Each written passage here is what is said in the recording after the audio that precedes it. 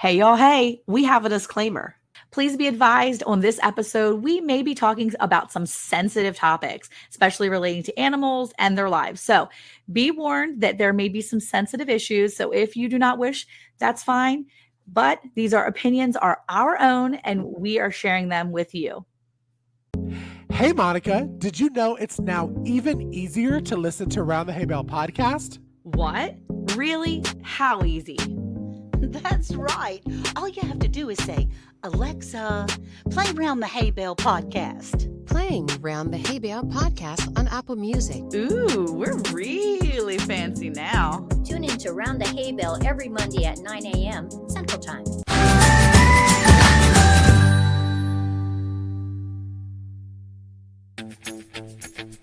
Grab a cup of joe and let's gather round that hay bale.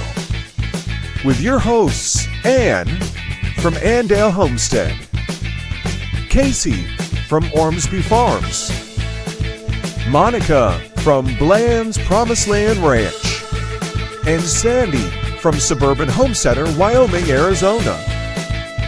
Here they are. Hey, y'all, hey. Hey, y'all. Hey, I'm so glad you're here. I'm Ann with Andale Homestead. Hey, everyone, it's Cayce from Ormsby Farms. And this is Sandi from Suburban Home Center, Wyoming, Arizona. And I'm Monica from Bland's Promised Land Ranch. All right, guys, we have a really good, very informative show for you today. And we are discussing buying meat locally and how we're going to do it and how you can do it too. Now, we have a very special guest, very excited to have her here. We have Lisa from Yogi Hollow Farm. So welcome her in, please, guys. Thank you. Thanks. Welcome. Thanks Welcome. for having me, guys. Good to see you all. Okay, so I know you've come. It's like coming back home, huh? Yeah, it is. It is. It's like having her back here, back home. Okay, so I know Lisa has come prepared. She is prepared. She is a prepared Peggy. I like to use nicknames. So she is a prepared Lisa. So let's see. What have you got on your list? How can somebody start? So here's me, or maybe here's Ann, who has never really bought meat locally before. She doesn't know where she can find it. She lives in a community and she's like, there's nowhere around here. What do I do? Lisa, where can she start? Farmers markets. You can buy the retail cuts. A lot of farms will go to local farmers markets with refrigerated trucks, refrigerated freezers, all different kinds of things. And you can go there and get retail cuts and see what's available. And the biggest thing is to get to know your farmers. That is huge. I went out of my way to follow all of my South Dakota farms that I would be interested in. I'll give you an example. Maud Hagen Cattle is somebody up in the county above us. We've become friends and they sell pork and beef. We already get our beef from a local person here, but we got our pork from them. And just to give you an idea of price, so it was half of a hog and it was $180 to buy the half a hog live. Okay. And so that means 2 people went in or 3 people went in on that live purchase of that animal. Then when I went to the processor, the farmer drops it at the processor. And then I speak to the processor and tell them what I want for cuts. And then how that works is I then pay the processor for the processing. And so I paid cash, so I got a discount. So it was $200 for processing. I had pork for over a year. Wow. And it was the best pork I've ever tasted. I will tell you right now, the minute you go from supermarket meat to farm raised or your own raised meat, you will never, ever want to go back, because what is being sold in stores, and I'm sorry, I'm going to say it, but it is so inferior, and it makes you wonder, what have you been eating your whole life? Right. I would imagine it would be a little like if you catch a fresh fish and cook it, or if you buy a frozen fish at the grocery store. Totally different animals. And Exactly. I mean, the beef is just like, we get steaks when we buy our beef, and it is absolutely mouth-watering. We get grass-fed, grain-finished. That's what we prefer. And it's just unbelievable. truly unbelievable. But I think starting with the farmers market and getting the retail cuts, following local farmers on all types of social media is important. One of the things that we belong to, just because we try to sell piglets for meat as well, is local meat producer groups on Facebook. Even though I'm not a fan of it, I belong to these groups because I think it's really important to be a part of that. And you see people all the time say, hey, I'm in Sioux Falls, South Dakota, which is, keep in mind, 8 hours away from me. Mm. So that's how wide our state is. And it's sort of like, well, I'm in Sioux Falls. Who has a half cow ready or a half a beef going to the processor? And all the meat producers chime in. Or if the meat producers have excess, they'll chime in and say, hey, this is what we have available going to the processor this date, so on and so forth. I really think it's best to go direct to the farm, is my opinion. A lot of people struggle with that because you have to come up with a large outlay of money ahead of time. However, it's cheaper in the long run, the quality is better, and it's well worth it. You also have meat for a very long, extended amount of time. I joke with Ryan because he bought, I think he bought a half a cow and then committed to another half pretty quickly and forgot about it. So like we eat forever now. Like you have to understand that beef is going to be a lot more money because of the weights. Right. So our previous cows were all a lot lighter. Last year's cow that we bought was massive because we had rain. They had days of pasture. So even though you're laying that money outright, you have the food security of having those items in your freezer. And if you're rural like me, Right. I'm driving an hour if I have to, and I'm not buying it at the local tourist grocery store. Why? Because it's expensive. It costs me 3 times as much to buy locally, which I do buy locally, but this is a chain. Yeah.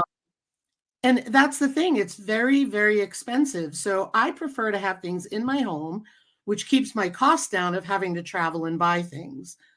So that's why I do a lot of preserving and stuff like that. I think that's great. Sandy? Well, one of the things that Lisa mentioned is like going to the farmer's market. But when you go, you should have a list of questions. What do you feed them? If it says organic on there, are they certified organic? Because you can't say organic unless you are federally certified. Are they free ranged? Say you're buying a chicken, are they being able to go out into a pasture, or are they just in a small pen? Questions that you need to know because that affects actually the taste of the meat. Are they having antibiotics? Or what is the process that you're going through? Okay. So that you are buying the highest quality. Because I don't have to have organic. If they tell me they're naturally grown, they tell me the whole process, I'm comfortable with that, I'm happy. I'll pay that money, But if they're trying to tell me that they or are organic, but the feed is not organic, Right. That's an issue for me. Yeah. Mm-hmm. But see, this is all new information for me because I don't know of a cow farmer anywhere in my region. There's in the coast of North Carolina, there are people that grow pigs, but not cows. And so this is so helpful to know to get to a farmer's market or Facebook. And Monica, you had an idea.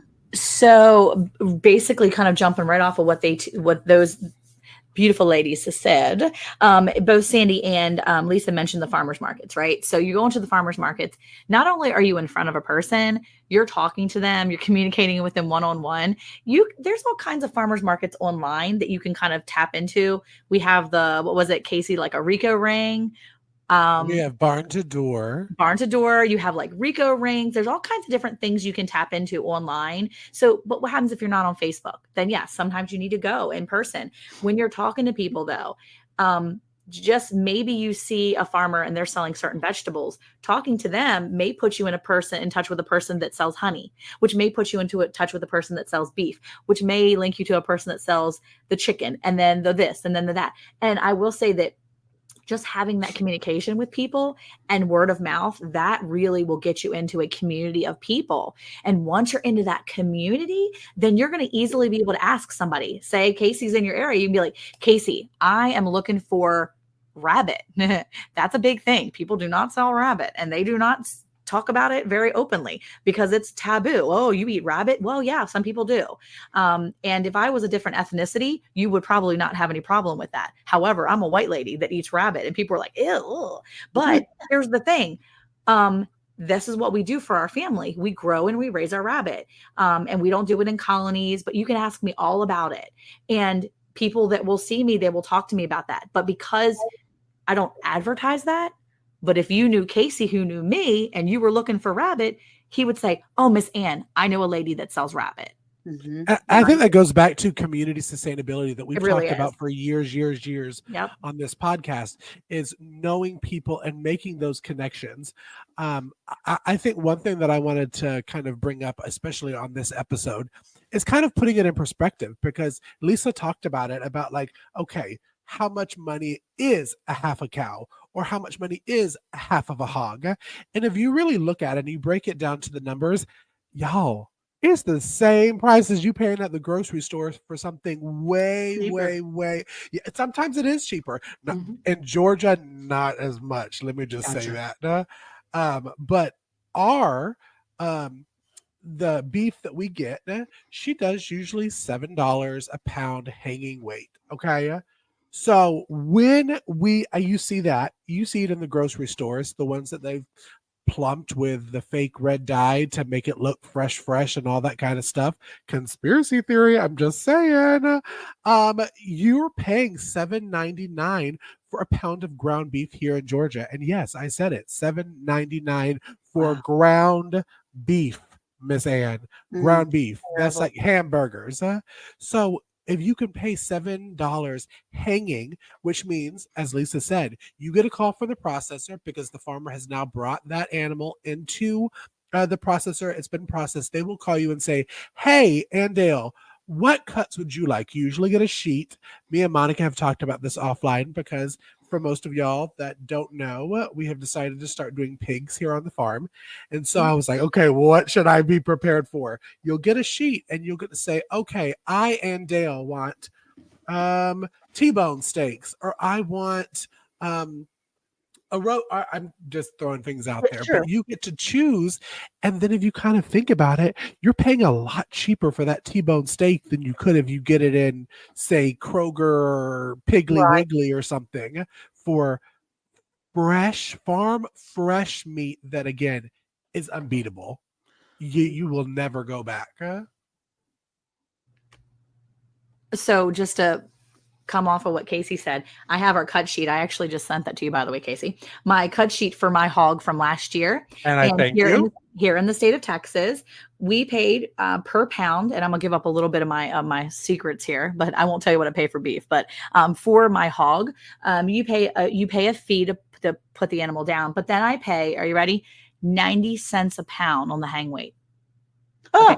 90 cents a pound. Okay. That's on the hang weight. That's for regular items. If I want some specialty items, like maybe some specialty, like I want my bacon smoked, they'll charge me $12 a side for the smoked bacon. That's a side. By the way, they only have 2 sides. And then they'll charge me an extra for, specialty sausages, maybe, $9. I think it's 80 cents a pound for my specialty smoked sausages or whatever I want to do. That's if I want specialty stuff. So if you want to keep it basic, you got 90 cents a pound hang weight. Okay. I take my pork in there, and they're hanging at, I want to say my last one I took in was hanging at 275 hang weight.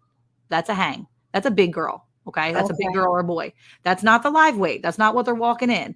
That's half. That's basically a half loss. So now, could Monica or Lisa explain to everybody that doesn't know, that's listening, what live weight and what hang weight is, for people that don't understand, because there is a difference, the live weight and the hang weight. When you hear us talk about it, our viewers know what that means.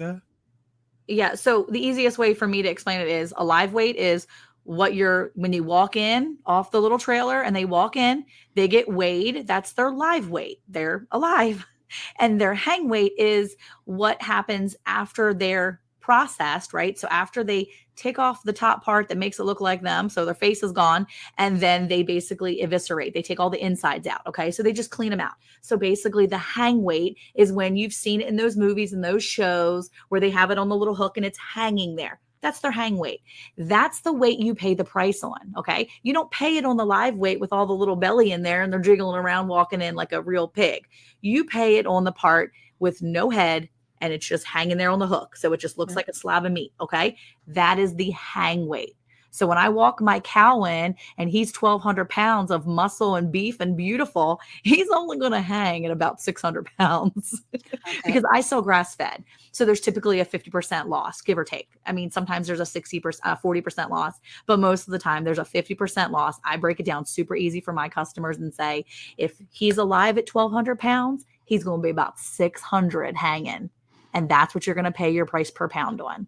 That's what you're going to pay. And so for pigs, it's less, obviously, but that's what the butcher charges me on. They're not charging me for the 1,200 pound cow.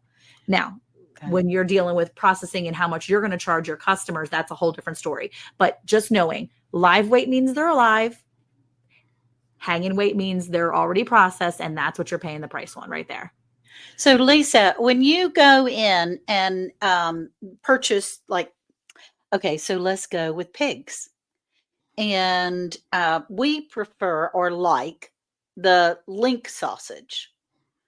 So you have to sort of save some of those innards to be able to, do the links for. I mean, how is that? Do you have to ask specifically for that part or do they do it? What? I don't know. Here's the thing. When you go into it, most processors have charts above. They have a chart. You can Google online charts. Most processors will have a menu of what they offer. Okay. And just before I finish answering that, I just want to go back to what Monica was saying because she explained it beautifully, but sometimes people still get confused about hanging weight. Hanging weight is the meat you're paying for, no extras. So if that bad boy, like Monica said, is 1,200 pounds, you're going to get 600 pounds of meat. We had pigs that were well over 600 pounds. Our first set of pigs were over 600 pounds. We came back with 413 pounds of meat. 413 pounds were hanging on the hook before they did anything to it. So it's just the meat you're paying for. But Ann, back to what you were talking about. You tell the processor what you want. And if you have no idea, go to the processor. Don't call. Go. Okay. I know what I'm asking for. So you're going to ask the processor for, I want sausage. They're going to take care of sausage for you. You don't need to tell them keep some stuff on the side to make the sausage. Here's another thing to consider. There's only two of us here, Ann. Yeah. I do not need hams that are 13 pounds. Right. So instead we get 1-inch ham steaks made. Because a 13-pound ham is impossible for us to eat unless we're having a big party or something, but it's rare. Yeah. So you can say, I want my stuff packaged in 2 steaks per bundle. It costs you more money, but it's worth it because you're going to have less waste. Okay. You can tell them how thick you want your steaks cut. Okay. You can tell them anything. And here's the other thing to remember. Don't forget to ask for the tallow. Don't forget to ask for the lard. When we got our half a pig, I asked for the lard. We rendered it. We cook with it. Okay. We asked for the tallow and the lard. I make soap with it. So those are things to ask for. So that's really important. I had a couple other suggestions. Is this a good time for me to share? Sure. Absolutely. So, excuse me. So the other ideas that I had were, you talked about apps. Farmish is one of them. There's a ton of apps out there. Farmish is one of them. The other thing you can do is you can go to your state meat producer associations, they would gladly tell you where to go. For example, South Dakota Pork Producer Association, they have beef, all of those things. The USDA, even if you're a conspiracy theorist, the USDA has a link to places. Now, you would have to vet it for yourself. That's not something that I would choose to use, but if I was desperate, it would point me in the right direction. Here's a couple of other ideas. Meat community supported agriculture shares. They have meat CSA shares. Really great way to get involved, and you can look online for those.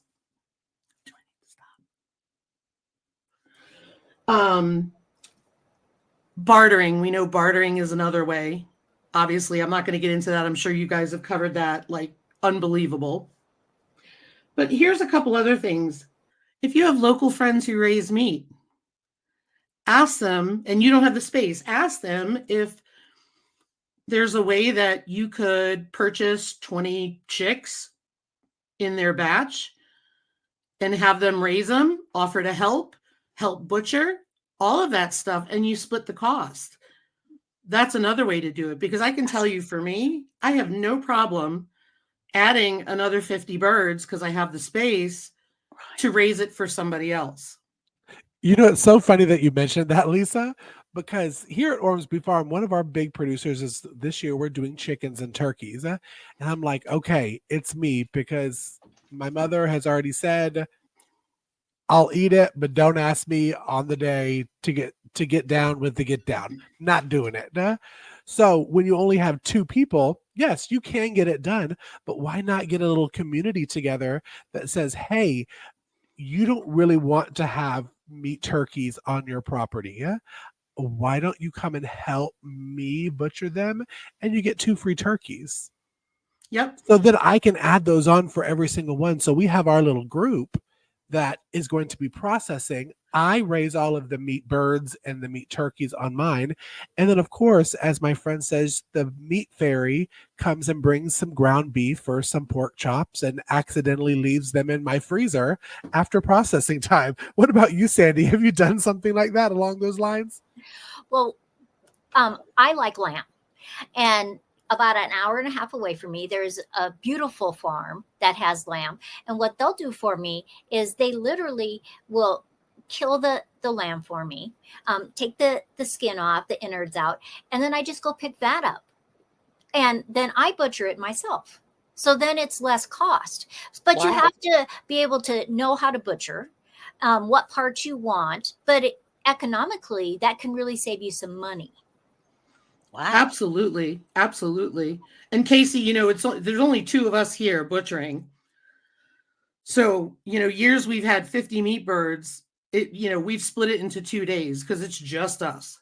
Right. You know, and so, you know, I've gotten really good and really quick at butchering chickens.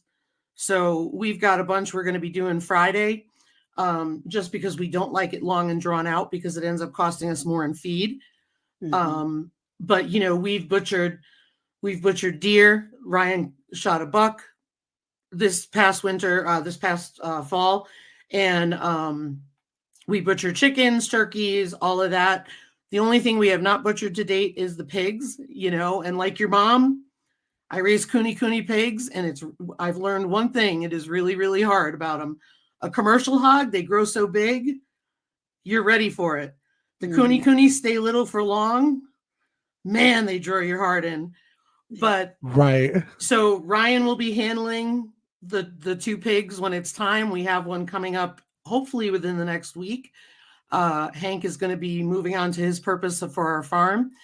And that will be hard, because that'll be one of our ones that we've done, versus we've taken them to the processor with a kill floor. Because that's the other thing too. You want to make sure, if you're taking an animal to the processor, that you have a kill floor, if that's something you do not want to do. Right. So, but once Hank is deceased, I have no problem anymore at that point in time. I will be there for the event. I will be right there next to Ryan, because I've always made myself be there for it, because I think it's fair. If I'm asking somebody to handle something, I should be there. Right. But admittedly, it's going to be hard. But here's the thing, and Ryan and I talk about this all the time. If it was easy, there'd be something wrong with you. Right. It's so true. Right. He always said to me, because he's lived in the farming world on and off his whole life. And he's always said to me, he goes, the day that this becomes easy, Lisa, we're done and we have a problem. Right. Okay. So there will be tears and all of that stuff. So I just want to be real about it, because even though we're talking about getting meat from somewhere, I don't want to talk cavalier about ending a life, because ending a life is serious, and ending a life is also nourishing for your family. Right. And I want people to know that farmers care about their animals. My animals are loved just like the rest of y'all. I know how you guys do it, but they are loved till the day they die, no matter their purpose here. Right. So true. I think that part of it too needs to be spoken, because I think a lot of people don't realize that farmers love their animals so much that when they take the care to process them, they use every bit of it. That is the most important thing you can do for your animal, is knowing how to care for it at the end of its life, not just when it's living and it makes you feel all comfy and cozy and happy and warm. The hardest part, but the most important part that farmers have, is knowing when and how to take care of their animals at the end of their life, because most people want to completely disconnect themselves from that and just go to the grocery store. It's so much easier because it just looks like meat, and that's what it is. But for a farmer somewhere, that was an animal that they cared for their entire life. And so, that's a big deal for us here as well. We recently had to put down one of our large animals, one of our cattle, that she was our baby. We loved her like dearly, but the best way we could care for her at that point was to process her and use every bit of her for our farm and our family. And that's such a hard thing to deal with sometimes too, that people don't realize. It's true. It is true. And I think it's a major part of the online wars, if you will, about, there's the homestead and farming and agriculture community. And then there is other communities that don't believe in what's going on, whoever they belong to. But you end up having situations where people just become so disconnected and think that farmers don't love their animals, farmers don't do this.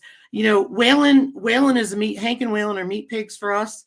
They're named. We name them out of respect for what they're going to give us, because we don't want them to be nameless. We don't want them to be faceless. Right. They have their personalities. Whalen became sick. We did everything we could, even without a vet. I begged a vet to help me, and he did, like I've always done with my animals. And so, the reality of it is I still sit out there and lay down in the pasture with them, like I do my other animals. Why? Because they need to know love. Yeah. Right. They need, and you can taste it in the meat too. This sounds so crazy, but you can taste the love in the meat. You can tell. And I guess that goes back to like the store-bought stuff and the farm fresh stuff. Like if you go to the grocery store, it's a super processed company that probably has thousands of chickens in one building instead of the 50 that you have on your farm. They get to not necessarily run in the tractor, but they get to live their best life. And you can taste the love. And I may get those fabulous comments on this because of saying that, but you can taste the love. And going into homesteading or raising animals for meat, that you are raising them for meat. And so that's the first thing to tell yourself is, okay, I'm going to give it the best life, but their purpose is to sustain my family with meat and be gracious by using all of that, as Monica said. Okay, I wanted to add one more thing too. If you're listening to this and you are going to go buy beef or pork, just know that pork and beef, when they're hanging, like Lisa said, that's the meat you're going to get back. Typically, with our beef and our pork, our processor hangs our beef for up to 2 weeks. It's just a dry age, and you have that. When you have a beef hanging on the rail, like hanging up, that meat's just hanging there on that hook, you will lose some weight. So if my beef goes in, he's 1,200 pounds, and then he's on that hook and he's hanging at 600 pounds, I may not get, I can tell you 100%, I'm not going to get 600 pounds of beef. So do not be afraid that you're going to put 600 pounds of beef in your freezer. You're going to lose water weight as it dries. Okay. So I always tell my customer, if there's 600 pounds on the hook, you're going to get about 60% of that meat back. So that poundage, you're going to lose about 40 to 50% on that hang, oftentimes with dry aged beef, especially if it's grass fed, depending on whether it was grass fed, grain finished, all those little details. But your processor can help you figure that number out ahead of time too, so you know. But you definitely lose weight, especially if you decide to get cuts without the bones as well. So if you are, it's just two of you and you're getting a lot of boneless things, and if your beef is over a certain age, you have to get boneless on a lot of different cuts. If you're getting boneless beef steaks and all this, you're going to lose the weight there too. So don't be alarmed if you paid, $4 a pound for 600 pounds of hang, but you only bring home 250 pounds of beef, but you got a lot of boneless cuts. Remember, you're paying for that hang. That includes the bones and the meat. And that's the original weight before it dry ages a little bit. And you'll do the same thing. Pork usually get about 75% back. You lose less on pork when it comes to like from hang to hoof and all that. But when it comes to the meat, just remember that as your meat ages a little bit, you will lose some of that weight too. But that's something you can definitely talk to your processor and your farmer about. So keep in mind, there's so many different ways to buy meat, to support your local farmer, to, get yourself out there, open your mouth. Don't be afraid to talk to people. Remember, it's not COVID anymore, right? Not anymore right now. It's not COVID. And you can talk to people. You can go actually interact with people face to face. All right. Face to face. And also just really quick note, for anybody that believes that pork is white, it's not white. Okay. Don't buy white pork ever. If you're in the store and you see white pork, don't buy it. It's not white.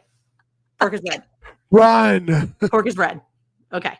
So that being said, buy your meat locally, go support your local farmer, get in there and don't be afraid. Thank you so much, Lisa, for joining us. I can't even tell you how much I appreciate this conversation. We had such a good time. There were so many things to talk about.